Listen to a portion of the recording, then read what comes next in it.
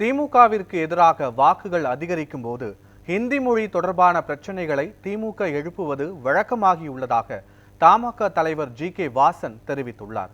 சென்னை ஆழ்வார்பேட்டையில் அவர் செய்தியாளர்களை சந்தித்து பேசியவற்றை மகாயுத்தம் மேடை பகுதியில் காணலாம்.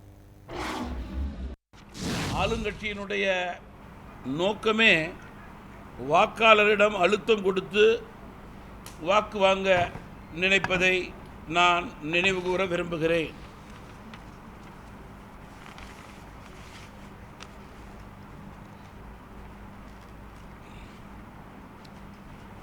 திமுகவை பொறுத்தவரையில் எப்போதெல்லாம் மக்கள் அவர்களுக்கு அதிக எதிர்ப்பாக இருக்கிறார்கள், எதிர்மறை வாக்குகள் அதிகமாக விழப்போகின்றது என்று நினைக்கிறார்களோ எண்ணுகின்றார்களோ அப்போதெல்லாம் இந்தி மொழியை பிரச்சனையை எழுப்புவது அவர்களுக்கு வழக்கமாகிவிட்டது, பழக்கமாகிவிட்டது. இது வாக்கு வங்கி அரசியல். தமிழக மக்கள் அவருடைய உண்மை முகங்களை நன்கு உணர்ந்திருக்கிறார்கள். இனிமேல் இந்தியை பற்றி பேசி தமிழக மக்களை ஏமாற்ற முடியாது, ஏமாற்றவும் நினைக்க வேண்டாம்.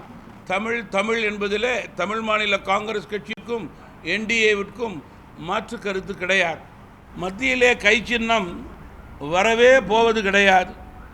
அதில் யாருக்கும் மாற்று கருத்து கிடையாது.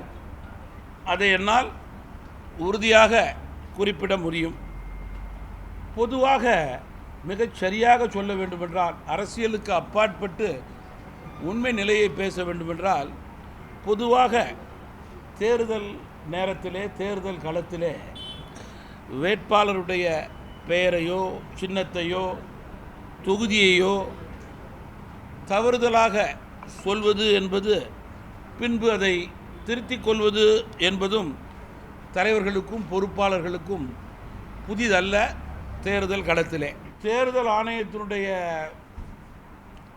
செயல்பாடு வரும் நாட்களிலே மேலும் கண்டிப்பாக இருக்க வேண்டும். ஆளுங்கட்சியினுடைய பணபலம், ஆட்பலம், அதிகார பலம் தேர்தல் களத்திலே நடமாடக்கூடாது என்பதை அவர்கள் கண்காணிக்க வேண்டும்.